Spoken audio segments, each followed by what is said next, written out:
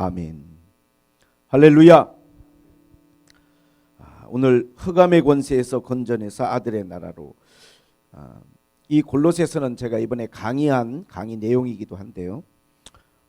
이 골로새서의 9절부터 이 14절의 말씀은 사도 바울이 골로새 교회를 향한 기도의 내용들입니다. 그 안에 크게 세 가지의 기도의 주제가 있는데 저는 그 중에 세 번째 기도, 흑암의 권세에서 건져내서 하나님의 아들의 나라로 옮기셨다라고 하는 이 부분에 좀 초점을 맞춰서 여러분께 설교를 하고자 합니다. 네, 먼저 이 세 가지 기도에 대해서 중요한 부분들을 여러분과 먼저 조금 한번 나눠 보겠습니다. 사도 바울은 골로새 교회를 직접 개척하진 않았어요. 골로새 교회는 사도 바울이 아끼는 제자였던 에바브로라고 하는 제자가 이 골로새 교회를 개척을 했습니다. 그런데 이 골로새 교회의 어떤 성도들의 신앙에 대해서 듣고 바울이 이 골로새서를 감옥에서 옥중에서 편지를 쓴 거예요. 그래서 그들을 보거나 직접 그들을 가르친 적은 없지만 사랑하는 제자를 통해서 세워진 그 교회를 위하여 날마다 하나님 앞에 기도하기를 멈추지 않고 그들을 위해서 기도를 드렸습니다. 그 기도의 내용이 뭐냐? 첫째는 그런 거예요. 모든 신령한 지혜와 총명에 하나님의 뜻을 아는 것으로 채워달라는 기도였어요. 모든 신령한 지혜와 총명에 하나님의 뜻을 아는 것으로. 여러분, 사람이 살아가면서 어떠한 신령한 지혜, 모든 신령한 지혜와 총명, 신령한 지혜라는 건 아마 영적 분별력이 아닐까 그렇게 생각합니다. 사람이 지혜가 있는데 영적 지혜가 있다는 것은 아마 영적인 분별력을 가지고 또 하나님의 뜻에 합당하게 모든 것들을 바라보고 또 결정하는 게 아닌가 싶은데요. 총명이라고 하는 것은 보니까 그냥 언더스탠딩이에요. 근데 그냥 이해하고 아는 게 아니고 어떤 거를 우리가 정확하게 이해하고 정확하게 아는 게 중요하잖아요.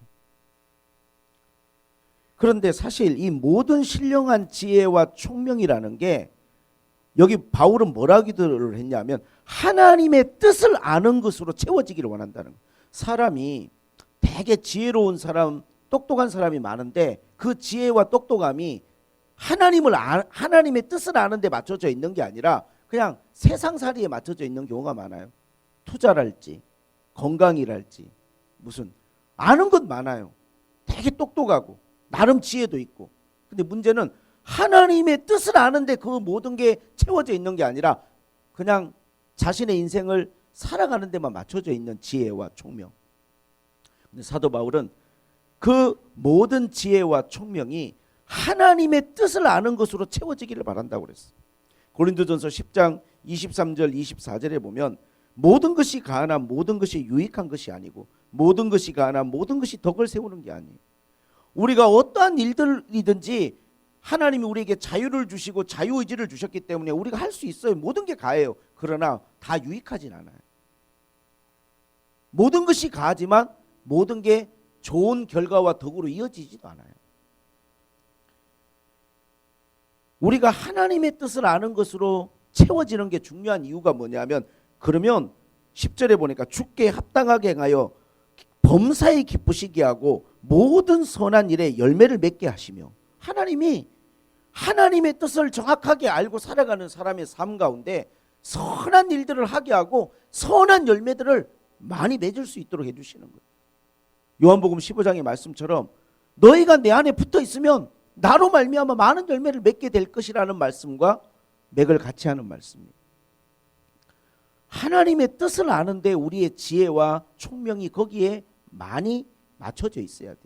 하나님의 뜻을 아는데 하나님이 뭘 기뻐하시는지 하나님이 뭘 원하시는지를 아는 분별력과 지식이 있어야 돼요. 그래야 그 사람의 삶 가운데 항상 선한 일들이 일어나고 선한 열매가 맺혀지는 거예요. 하나님의 뜻과 무관하게 살아가면 내가 원하는 결과들을 얻을 수가 없어요. 솔로몬이 말한 것처럼 헛되다라고 하는 참 인생 허무하고 인생 헛되다. 뭔가 잡힐 듯 뭔가 그냥 닿을 듯 하지만 잡을 수 없고 닿을 수 없는, 솔로몬이 그렇게 말하지. 바람을 잡으려는 것처럼. 바로 눈앞에 행복이 있는 것 같은데 그냥 그 행복이 저만치 가버리는 거예요. 그러나 하나님의 뜻을 아는 지혜와 총명으로 채워져 있는 사람은요, 항상 하나님께서 그 사람의 삶 가운데 선한 결과와 선한 열매들로 하나님이 채워주신다라고 하는 거예요. 할렐루야. 그러므로 우리에게 그러한 지혜와 총명이 반드시 필요합니다. 지금 이렇게 어렵고 힘든 때에는 더더군다나. 두 번째는 뭘 기도했냐면 11절에 그 영광의 힘을 따라 모든 능력으로 능하게 하시며 기쁨으로 모든 견딤과 오래 참음에 이르게 하시고 그랬어요. 기쁨으로 모든 견딤과 오래 참음에 이른다. 타락한 죄성을 가진 인간은 기쁨으로 오래 참지 못해요. 가끔 어떤 걸 우리가 참아야 될 때 그냥 꾹꾹 눌러 참고 체념하고 내가 참아야 되니까 모든 의지를 동원해서 억지로 한두 번 참을 수 있지만 기쁨으로 참는 건 불가능해요. 사실 인간이 도달할 수 있는 영역이 아닙니다. 그런데 여기 오늘 말씀에 그의 영광의 힘을 따라 모든 능력으로 능하게 하시며 그랬어요. 우리가 어떤 것들을 참아내고 견뎌내는 게 내 의지와 힘으로는 바로 한계를 느끼지만 하나님이 우리에게 능력을 주시고 하나님이 우리에게 힘을 주시면 기쁨으로 참을 수 있다는 이 경지, 이러한 높은 수준에 우리가 도달할 수 있어요. 이거는 성령의 도우심이고 하나님의 은혜예요. 여러분 생각을 해보세요. 우리가 내일 일도 알지 못하잖아요. 내일이 뭐예요? 오늘 오후에 일어날 일도 우리는 알지 못하잖아요. 불과 몇 시간 뒤에 일어날 일도 알지 못하잖아요. 그런 우리가 하나님의 지혜로 충만하고 하나님의 총명으로 충만하다면 알 수 없는 미래를 살아가지만 거기에는 항상 하나님의 선한 뜻이 있단 말이에요. 우리가 날마다 참아내기 힘든 현실과 직면하고 마주 대하고 그것이 나의 가까운 곳에서 그런 어떤 여러 가지 힘들고 어려운 순간들이 부딪힐 때 나는 도저히 견뎌낼 수 없지만 하나님이 힘을 주시면 기쁨으로도 참아내고 견뎌낼 수 있다는 거잖아요. 사도 바울이 이 부분들을 기도한 이유는 우리 힘으로 안 되니까 그런 거예요. 가끔 저는 믿는 사람에게서도 뭘 보냐 하면 안 되는 걸 자기 힘으로 하려는 사람들을 봐요. 기도해야 될 영역이고 성령이 도우셔야 될 영역인데 그거를 자기의 힘과 자기의 지식으로 헤쳐나가려고 하는, 자기의 의지를 동원하는 사람. 우리의 미래는 나의 지식과 경험으로 우리가 예측할 수 없는 것이고 우리의 인생에 참고 견디는 건 나의 의지로 해결될 문제가 아니에요. 성령이 도와주셔야 되는 거예요. 그래서 기도하는 거예요. 자, 오늘 제가 여러분과 좀 핵심적으로 나누고 싶은 것은 세 번째 기도인데 12절부터 나옵니다. 우리로 하여금 빛 가운데서 성도의 기업을 얻기에 합당하게 하신 하나님께 감사하기를 원하노라. 진짜 감사해야 돼요. 왜? 빛 가운데서 성도의 기업의 부분을 얻게 되니까. 이 성도의 기업이라는 게 구원의 일 수도 있고 또 하나님이 우리에게 주시는 기업이란 게 그런 거잖아요. 어쨌든 물려주시는 거잖아요. 에? 나한테 거기에 분명한 어떤 지분이 있는 거잖아요. 이스라엘 백성들이 가나안 땅에 들어갔을 때 제비 뽑아서 땅을 나눠줬잖아요. 그게 기업이잖아요. 하나님이 우리에게 주신 성도의 기업이 있단 말이에요. 이걸 날마다 감사해야 돼요. 근데 이게 그냥 얻어진 게 아니에요. 13절에 보니까 그가 우리를 흑암의 권세에서 건져내사 사랑의 아들의 나라로 옮기셨다는 거예요.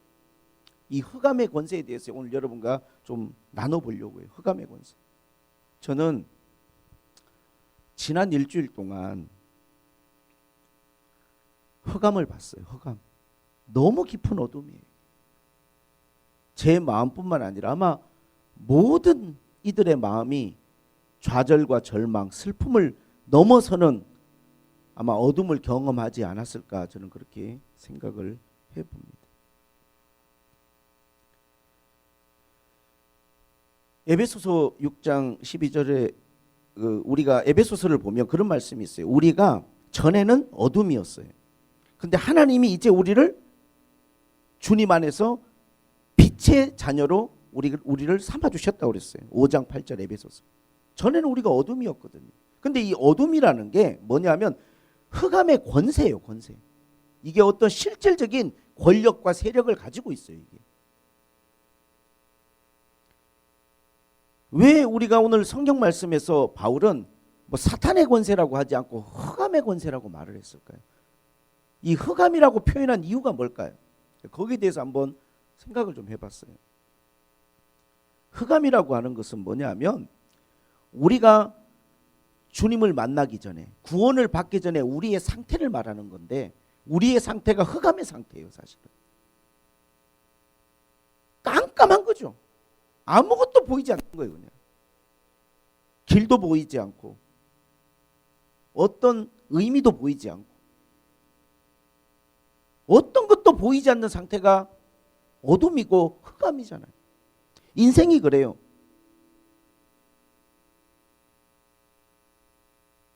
작은 슬픔이 아니고 벗어날 수 없는 슬픔이에요. 벗어날 수 없는 슬픔. 시간이 지나면 잊혀지고 벗어날 수 있을까 하지만 시간이 지나도 해결되지 않는 슬픔이 있잖아요. 시간이 지나도 해결되지 않는 슬픔. 이 어둠이라고 하는 것은 말로는 표현할 수 없는 캄캄한 상태인데 그러한 슬픔과 절망과 고통이죠. 절대로 시간조차 해결할 수 없어요. 이거는 어떤 방법으로도 거기서 벗어날 수 없어요. 왜냐하면 너무 깊은 어둠이기 때문에. 사실 그러한 힘든 일을 만난 사람에게만 그 어둠이 있을 거라고 생각하지만 우리 이 땅에 태어나 살아가는 모든 사람들의 마음속에 어둠이 있습니다. 벗어날 수 없는 어둠이 있어요. 마음이 너무 답답해요. 그 어둠이 얼마나 캄캄한 어둠인지, 그 슬픔이 깊이를 헤아릴 수 없는 슬픔이고 그 좌절과 절망이 가늠할 수 없는 좌절이기 때문에 더 마음이 아프고 힘들어요. 근데 여러분, 어둠이라는 게 여기 캄캄한 어둠이 있다고 한번 해봅시다. 내가 어떤 힘을 쓴다고 이 어둠과 싸울 수 있어요? 어둠이 없어집니까? 내가 몸부림을 치면 어둠이 사라집니까? 내가 아는 지식과 내가 가지고 있는 돈을 여기다 다 쏟아부었다고 해서 어둠이 사라질까요? 강력한 바람이 불고 엄청난 지식이 쏟아지고 무슨 짓을 해도 어둠은 어둠 그대로 있는 거예요. 그냥 어둠에 필요한 것은 빛일 뿐이에요. 어둠은 그냥 한 줄기 빛만이 그 어둠을 이겨낼 수 있어요. 요한은요, 예수님 이 땅에 오셨을 때 참 빛이 이 땅에 오셨다고 그랬어요. 이 어둠 가운데, 이 어둠의 세상 가운데 한 줄기 빛이 비쳤어요. 유일한 희망이에요. 유일한 희망. 절대로 빛 없이는 어둠에서 벗어날 방법은 없습니다. 여러분. 그걸 알기에 저는 더 마음이 아파요. 그 슬픔은 무엇으로도 위로되지 않는 슬픔이고 그 아픔과 절망은 어떤 것으로도 보상해 줄 수 없는 아픔과 절망이에요. 그저 빛이 필요할 뿐이에요. 제가 MDB 공부할 때 우리 여자분 한 분이 입학을 하셨어요. 같이 공부했어요. 저하고 같이 3년간을. 근데 그분이 수업 시간에 제가 보면 계속 앉아서 눈물만 흘리시는 거예요. 수업을 하는데 3년간 제가 본 게. 나중에 들으니까 입학하시기 얼마 전에 남편이 돌아가셨어요. 근데 젊죠. 젊어서. 근데 남편이 목사님이신데 주일날 아침에 토요일날 저녁까지 설교 이야기 내일 어떤 설교 할까 그런 이야기를 나누면서 잠이 들었는데 아침에 보니까 죽어 있더래요. 딸이 자기는 자고 있는데 엄마 소리를 지르면서 아빠가 이상해. 보니까 죽어있더래. 그렇게 주일날 아침에 남편은 떠났죠. 근데 그 남편이 공직에 계시다가 뒤늦게 목회를 시작하셨는데 결혼해서 딸 셋을 낳고 살면서 한 번도 자기에게 큰 소리로 말한 적이 없대요. 얼마나 좋은 남편이고 착한 남편이고 훌륭한 남편인지. 세 딸에게도 말할 수 없이 다정했고 자기에게도 큰 소리로 말 한 번 한 적이 없을 정도로 자기를 아껴주고 사랑했던 남편이 자다가 그냥 떠난 거예요. 이 슬픔, 이 좌절이 얼마나 큰지 본인이 3년간을 공부도 했지만 그랬대요. 그냥 남편하고 걸었던 그 등산길을 깜깜한 밤중에 무섭다는 생각조차 안 들고 거의 정신이 나가 있고 미쳐있는 상태로 그냥 아무런 의식과 생각이 없이 캄캄한 밤에 남편이 같이 걸었던 그 길을 막 걷는 거예요. 그냥 울면서 3년을. 그거 어떻게 벗어납니까? 그 말을 듣는데 너무 마음이 아팠어요. 근데 3년째 되던 날 갑자기 주님께서 내가 네 옆에 있고 내가 너와 함께 할 거라는 주님이 말씀을 주셨는데 정말 신기한 게 아까 그랬잖아요. 우리가 뭔가를 참고 견디는 것이 기쁨으로 참고 견디는 것. 갑자기 그 마음속에 하나님이 기쁨을 주시는데 정말 그때부터 지금 10몇 년 동안 최근에도 저는 그분하고 자주 교제하거든요. 저희 집사람하고도 만나서 식사도 하고 최근에 만났을 때 그런 거예요. 그 이후로 한 번도 남편 생각이 난 적이 없대요. 그냥 신기하게 감사한 것밖에 없고 더 이상은 마음속에 슬픔과 어떠한 절망이라고 하는 게 전혀 없이 모든 게 너무 감사하고 이게 의지의 문제가 아니고 그 마음에 하나님이 빛을 비춰주신 거죠. 빛을. 그러다 보니까 딸이 둘 결혼하고 손녀를 얻고 너무 착한 사위들이 남편이 자기가 했던 것처럼 똑같이 사위가 자기 딸들에게 그렇게 인격적으로 잘하고 하나님의 어떠한 위로 욥이 겪었던 고난처럼 도저히 벗어날 수 없는 절망과 어둠 속에 깊은 어둠 속에 빠져 있을 때 하나님만이 그의 빛이 되어 주시고 그 어둠에서 그를 건져 주셨던 것처럼 그 목사님에게도 그러한 하나님의 은혜가 임했더라고요. 제가 존경하고 늘 가깝게 지내는 집사님 계시는데 집사님도 마찬가지. 사랑하는 자녀를 떠나보내고 말할 수 없는 슬픔이죠. 자녀가 떠나면. 근데 어느 날 주님께서 기도하는데 눈물을 닦아주시고 더 이상 울지 마라 하셨는데 그때부터는 생각이 안 난다는 생각이 모든 게 감사로 바뀌어버렸대요. 정말 내가 생각 안 해야지 그게 아니고 그냥 하나님이 다 있게 해주셨다는 거. 저는 104일 된 아이를 먼저 하나님 앞에 보낸 적이 있었어요. 너무 예쁘고 선물처럼 왔던 애인데 104일 되던 날 떠났어요. 어둠을 봤어요. 너무 깊은 어둠이어서 저는 거기서 어떻게 빠져나와야 될지를 모르겠더라고요. 제 안에는 혹시나 아이들이 상처받을까 봐 애들한테 말도 못하고 밤마다 한 달간 목을 놓아 울었어요. 매일같이. 그건 슬픔이죠. 벗어날 수 없는 슬픔, 좌절. 저는 그것을 알기에 그들의 아픔을 알기에 그들의 좌절을 알기에 가슴이 아파요. 벗어날 수 없습니다. 흑암의 권세예요. 너무 강한 힘이고 능력이에요. 우린 그것과 대항할 수 있는 방법이 없어요. 우리에게는 한 줄기 빛이 주님이 필요한 거예요. 할렐루야. 오직 주님이 필요합니다. 왜 어둠이라고 표현했을까요? 왜 어둠이라고? 길이 보이지 않기 때문이에요. 답이 보이지 않기 때문이에요. 저는 그게 우리 마음속에 있는 우울함이라고 생각을 해요. 우리 작년에 한국의 우울증 환자가 100만 명이 넘어요, 여러분. 근데 가장 많은 나이가 20대인 거 아십니까, 여러분? 매일같이 그렇게 해서 세상을 등지는 너무나 많은 젊은이들이 있어요. 11월 3일 방송에 나왔던 하나의 어떤 사연인데 전 너무 가슴이 아팠어요. 어둠이 보이는 거예요. 캄캄한 흑암이 보이는 거예요. 예술고등학교를 수석으로 졸업하고 넉넉지 않는 형편에 미국 명문 뉴욕대 음대를 들어가서 실력을 인정받고 3년 만에 조기 졸업을 했어요.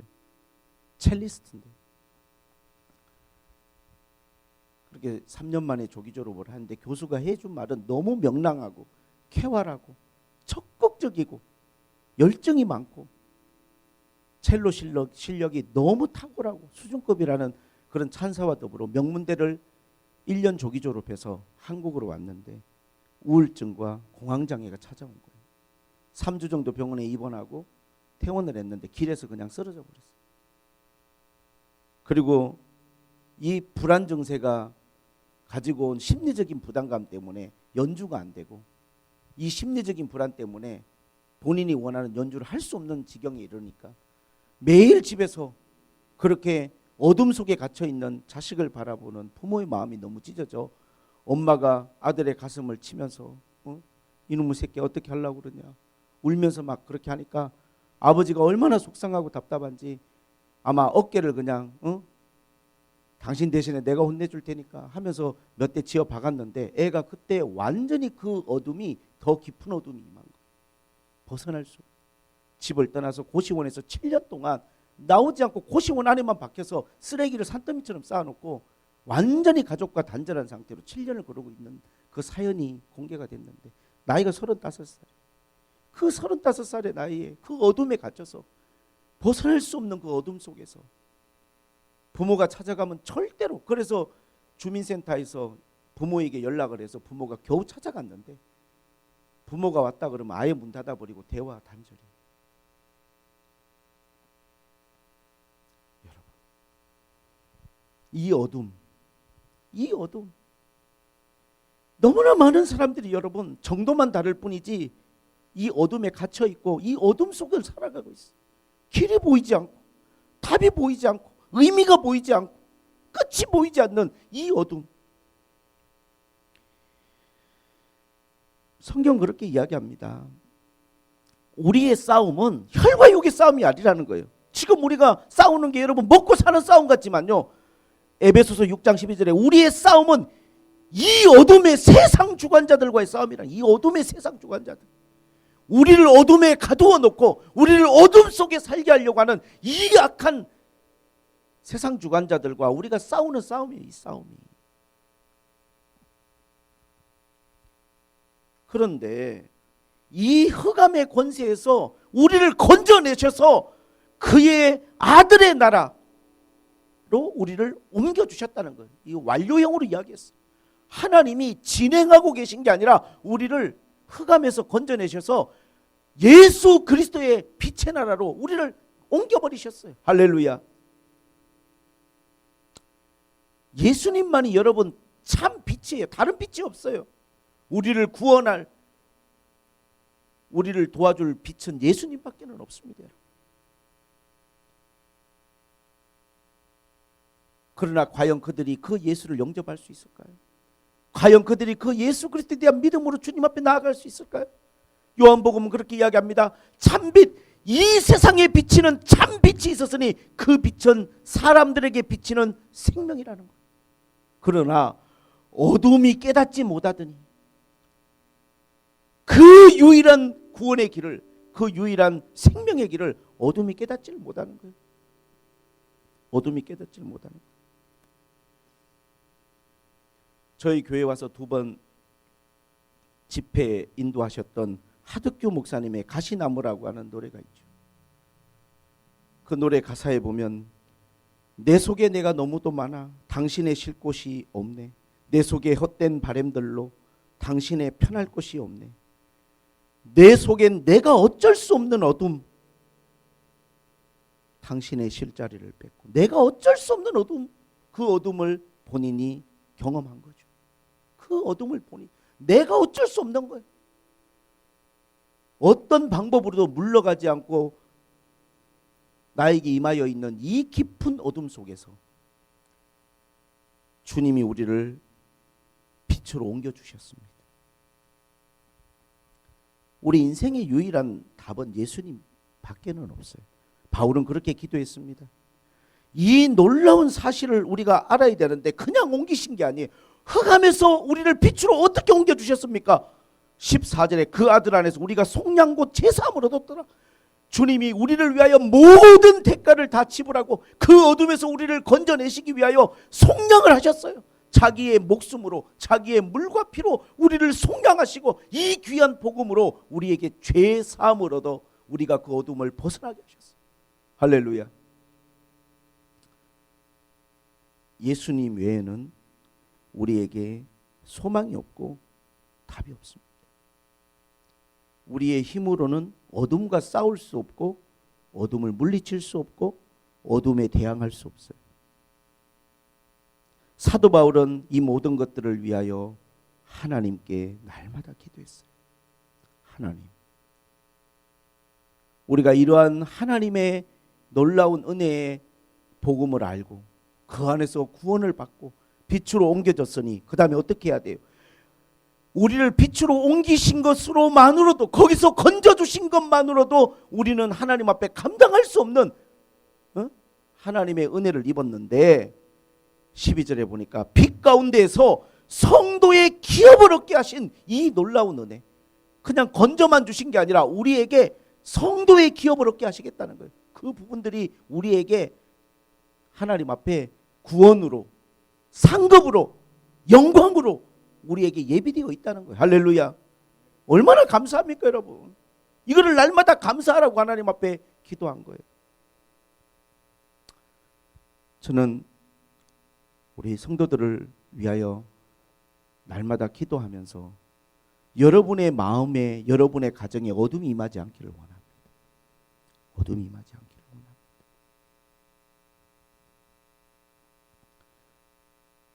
주님 앞에 날마다 기도하고 주님을 의지해야 됩니다. 자신의 힘과 자신의 경험으로 어둠과 싸우려고 하지 마십시오. 오히려 하나님 앞에 겸손하게 기도하세요. 제 힘으로는 하나님, 나에게 다가오는 이 어둠을 물리칠 수 없습니다. 하나님, 빛이신 주님께서 나와 함께 계셔서 이 캄캄한 어둠에서 하나님 빛으로 나를 이끌어 주시고 항상 빛 가운데 행할 수 있도록 도와달라고 우리가 주님 앞에 기도해야 되겠습니다. 할렐루야. 할렐루야. 그래서 복음이 필요한 것이죠. 저는 가서 우리 학생들에게 예수님에 대해서, 복음에 대해서, 이 빛에 대해서 그들에게 또 메시지를 전했습니다. 주님이 우리에게 얼마나 귀한 분인지, 그분이 우리의 구원이시고 그분이 우리의 소망이시고 그분이 우리의 기업이십니다. 내 힘으로 어쩔 수 없는 그 어둠, 그러나 주님이 우리 가운데 오실 때 우리는 우리가 생각하지 못했던 것까지 주님 안에서, 내게 능력 주시는 자 안에서 우리가 할 수 있다고 빌립보서에서 사도 바울은 이야기했습니다. 사도 바울은 이 골로새 앞에 빌립보서를 쓰면서 기쁨이란 단어를 16번이나 기록했어요. 16번. 감옥에 매여 있는 사도 바울이, 삶과 죽음의 경계선에 서 있는 그 사이에 끼어 있는 사도 바울이 기뻐하라, 기쁨이란 단어를 16번을 외쳤어요. 우리가 정말로 하나님 앞에 받은 구원이 무엇인 줄 안다면 우리가 힘들고 어려움조차도 기쁨으로 견뎌낼 수 있을 줄로 저는 믿습니다. 할렐루야. 그러한 하나님께서 그 크고 놀라운 이 빛을 여러분 마음과 가정에 비춰주시기를 원합니다. 할렐루야. 답답하고 힘들 때, 뭔가 길이 보이지 않거나 답이 보이지 않을 때, 그게 어둠이란 말이에요. 다른 게 아니고 사단은 끊임없이 이 어둠의 권세로, 그 답답함으로, 그 우울함으로, 그 좌절과 그 여러분 슬픔으로 우리를 사로잡으려고 해요. 그러나 여러분, 그 어둠의 권세에 사로잡히지 마시고 여러분 힘으로 대항해서 싸우려고 하지 마시고